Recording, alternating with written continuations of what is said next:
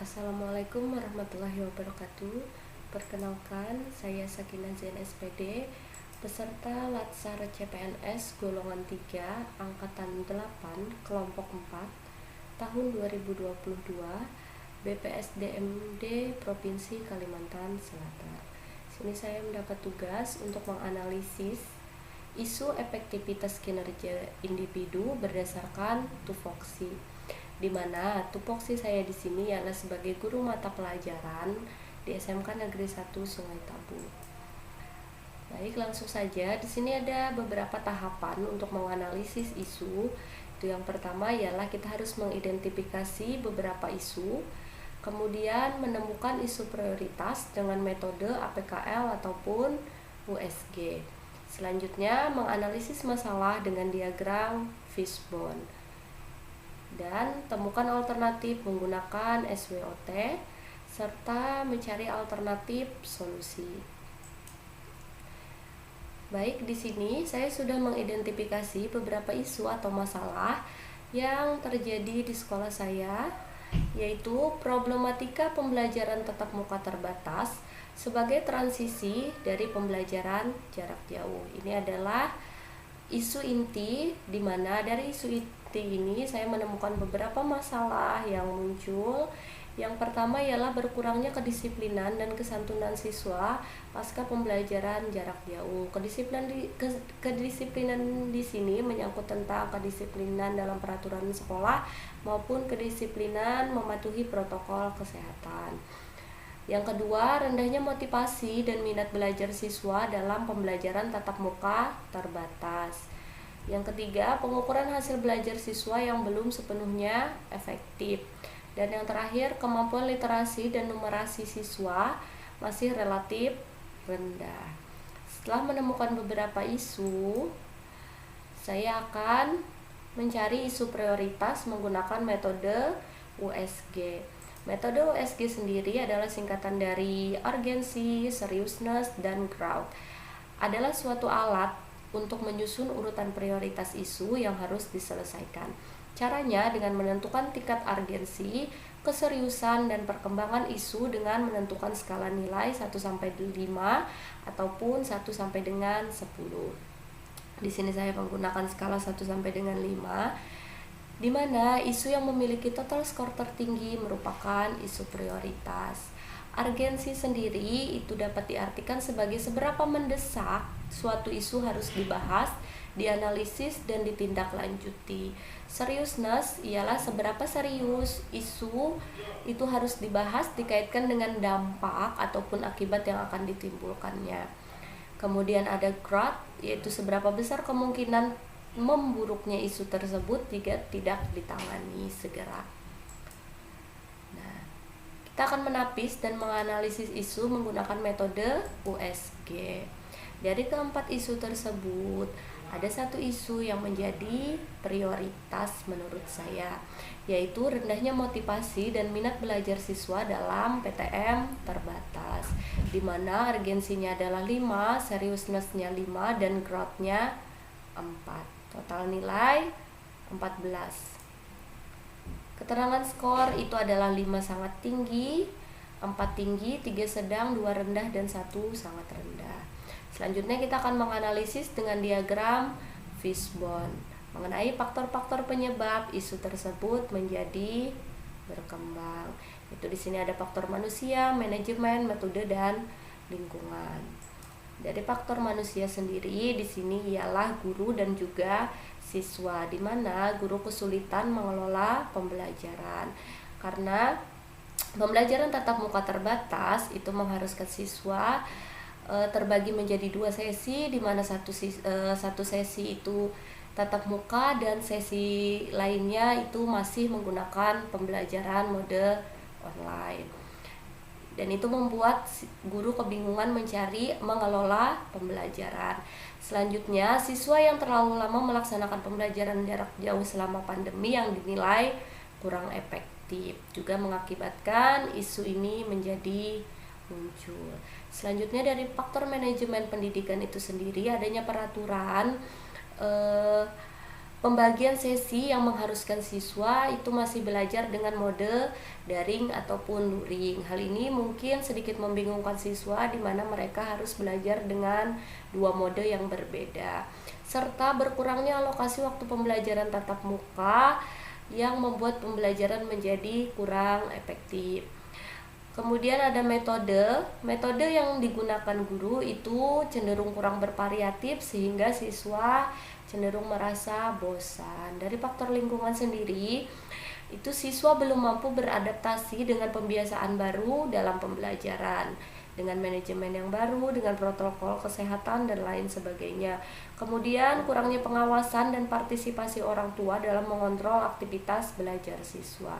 Dari diagram fishbone ini kita bisa menemukan bahwa faktor-faktor penyebab dari rendahnya motivasi dan minat belajar siswa dalam PTM terbatas itu ialah faktor metode yang digunakan guru itu mungkin kurang bervariatif, guru kebingungan mengelola pembelajaran, serta siswa yang masih belum mampu beradaptasi dengan pembiasaan baru dalam pembelajaran, siswa yang terlalu nyaman dengan pembelajaran PJJ selama pandemi, serta manajemen pendidikan yang mengharuskan siswa dibagi menjadi 2 sesi serta berkurangnya waktu pembelajaran.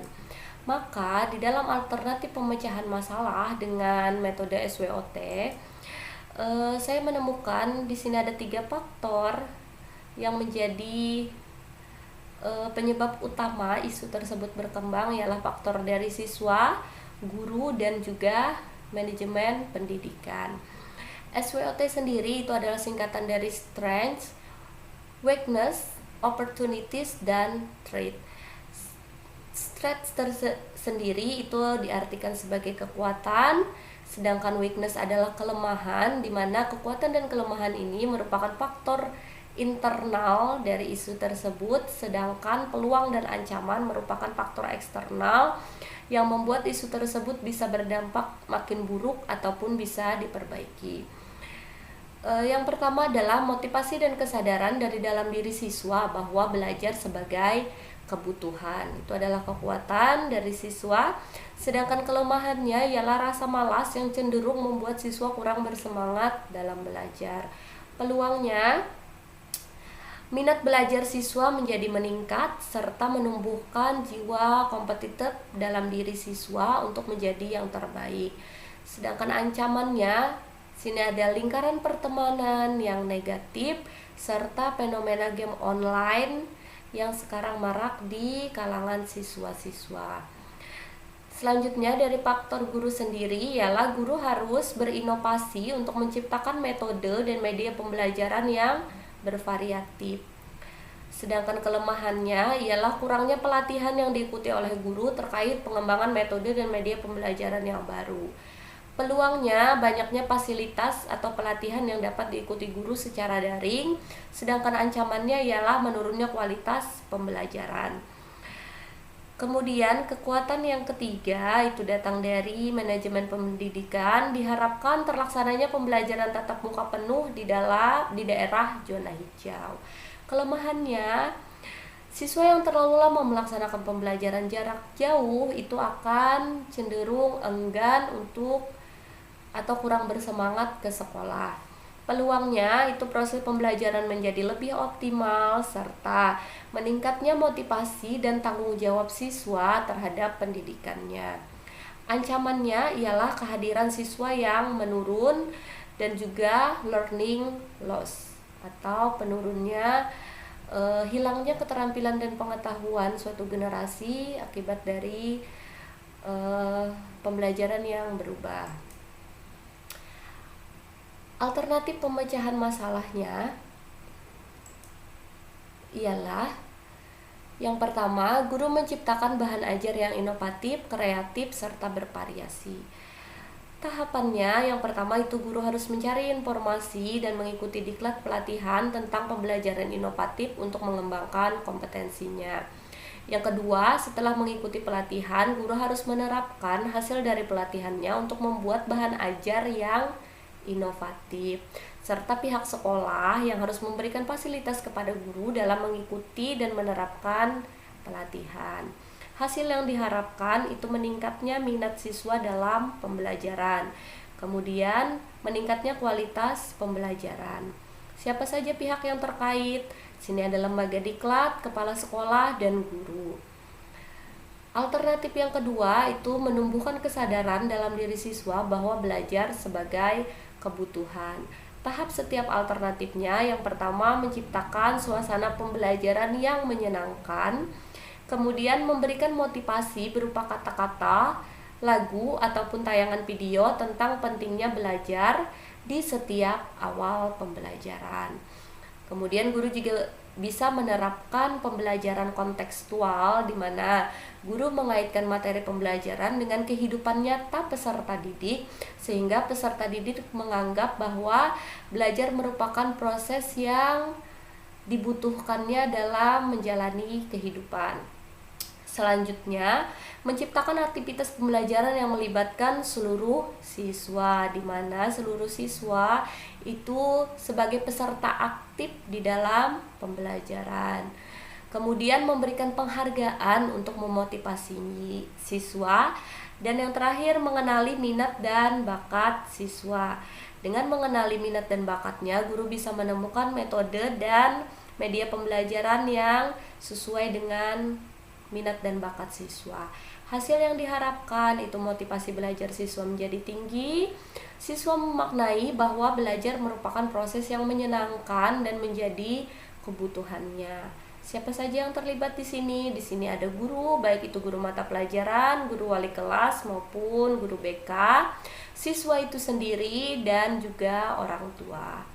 Baik, sampai di sini dulu analisis saya tentang isu sesuai tupoksi. Terima kasih sudah menonton. Sampai jumpa di video selanjutnya. Wassalamualaikum warahmatullahi wabarakatuh.